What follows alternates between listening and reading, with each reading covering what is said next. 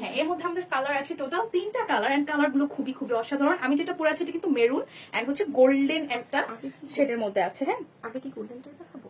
এটা লাস্টে দেখাই। কালার যেহেতু পরে আছি, শুরুতে একটু আমি কালার গুলো দেখিয়ে দিই। হ্যাঁ, আচ্ছা, তো এটা হচ্ছে আমার গোল্ডেন কালারের মধ্যে আছে। এটা আমি ডিটেলসটা একটু পরে দেখাচ্ছি, তার আগে আমি একটু আপনাদেরকে কালারটা দেখিয়ে দিই। সো এইটা দেখেন, ওয়াও, এটা খুবই সুন্দর এন্ড ডিফারেন্ট একটা কালার টোনে করা।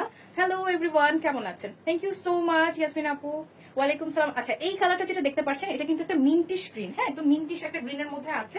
এন্ড আমরা যেটা করেছি এই পোর্শন থেকে পুরোটাতে না আমরা একদম একদম জারকানি স্টোন দিয়ে সিকোয়েন্স ওয়ার্ক দিয়ে যেটা দেখিয়ে দিচ্ছি, খুব সুন্দর করে না আমরা এই কাজগুলো করেছি। এখানে কিন্তু 2টা টোনের আমাদের সিকোয়েন্স ওয়ার্ক আছে। হ্যাঁ, এখানে হচ্ছে পাইপিং ওয়ার্কও করে দেওয়া আছে।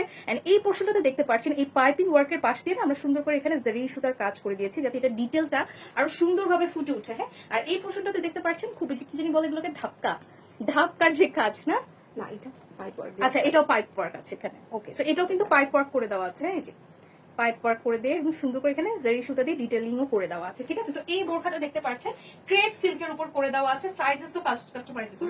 আচ্ছা, সাইজ কিন্তু কাস্টমাইজেবল থাকছে। এটার হিজাবটা আমি একটু পরে দেখিয়ে দিচ্ছি। আমি একটু বোরখাটা